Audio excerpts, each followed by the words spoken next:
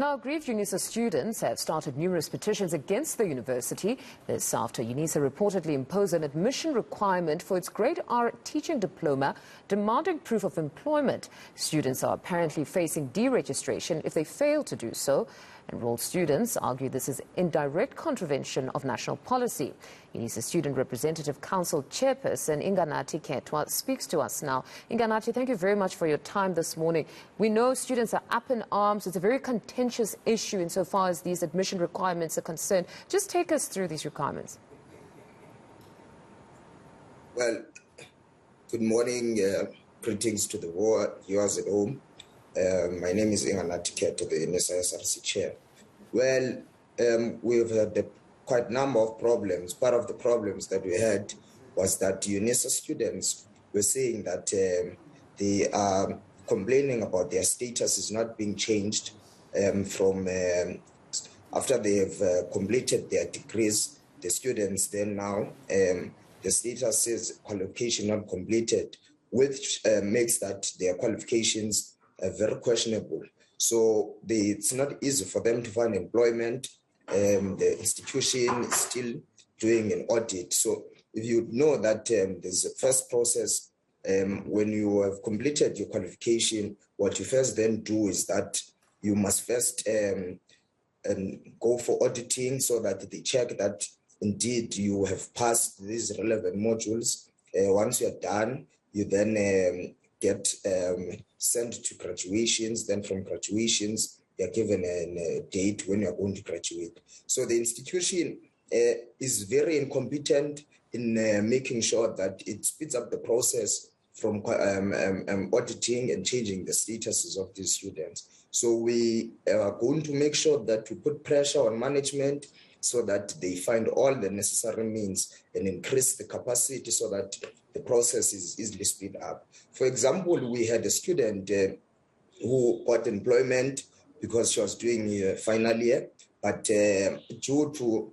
her status saying that she has not completed, even though she has completed, she had to be retrenched from work, but we have tried to negotiate with the employer. Part of the problems is that also there was a labor strike that took approximately 2 weeks, and that has caused a lot of delay in processing auditing part. So I take it the updating of statuses is one problem, but we also understand that insofar as the students enrolled for the diploma in teaching for Grade R also have their concerns, and that's around submitting proof of employment when most of them would have possibly resigned, taken out loans, or in fact the reality is they're unemployed. What's happening there? Well, there's a large number of problems that the institution is faced with, specifically when it comes to students. But we have tried to engage with the university management to say that these Unisa students should be granted, specifically these ones, of Grade R teaching diploma. So we are in constant engagement with the university's management so that this matter is easily resolved. What has the management stated are the reasons that they now require that they produce proof of employment when some of them are in fact full-time in school? Yes, thank you very much. Well, the management has not yet responded to such allegations. Remember, I think there is a deliberate sabotage from management and from other relevant stakeholders, specifically administrators, top management, and also as well as council. But we're going to escalate this matter because it's not being attended to. We have tried numerous times to seek questions as to why are things being done this way, but without any success, we have not yet received any response. But that does not necessarily mean that we're going to give up.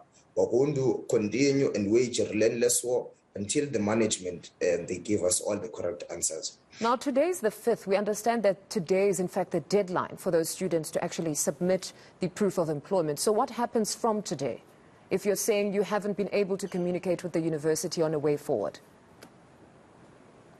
Well, as from here, after this interview, we are going to try and organize a meeting so that there's an extension and further investigate to the contents of what is really the root of the cause of the problem. So immediately after this interview, we'll try and engage with the College of Education, specifically foundation phase.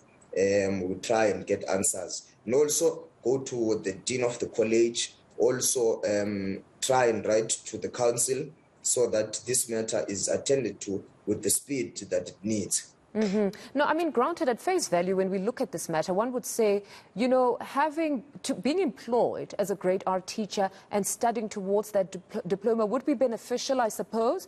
But in the absence of some sort of justification by the university, then you're just here making up answers or trying to explain what would be the reasoning, as you say. So hopefully we will also try and reach out to them and get clarity as to why this decision, because it might be advantageous, it might be to an advantage for some to be employed, but it should not then lead to some being deregistered if they're not employed as grade R teachers.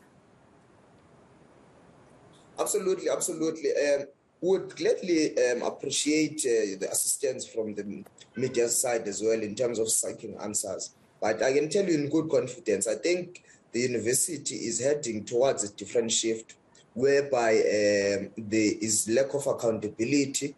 There's no one who wants to take any response. And we are saying that after this thing, when we have all the necessary information and all our investigations are done, we are going to make sure that there are repercussions. There are people who must account as to why this matter has not yet been resolved. Why are the students being criticized? So we are going to make sure that we try and seek all the possible ways to find an amicable solution as soon as possible. But we can tell you in good confidence and all other students that there are going to be extensions, and today it's not going to close. We are going to make sure of that. All right, Inganathi, thank you very much for that. We'll keep in touch and possibly speak to the university as well, just to get an understanding as to why they would need this proof of employment for grade R enrolled students at the university. That was Unisa's Student Representative Council Chairperson,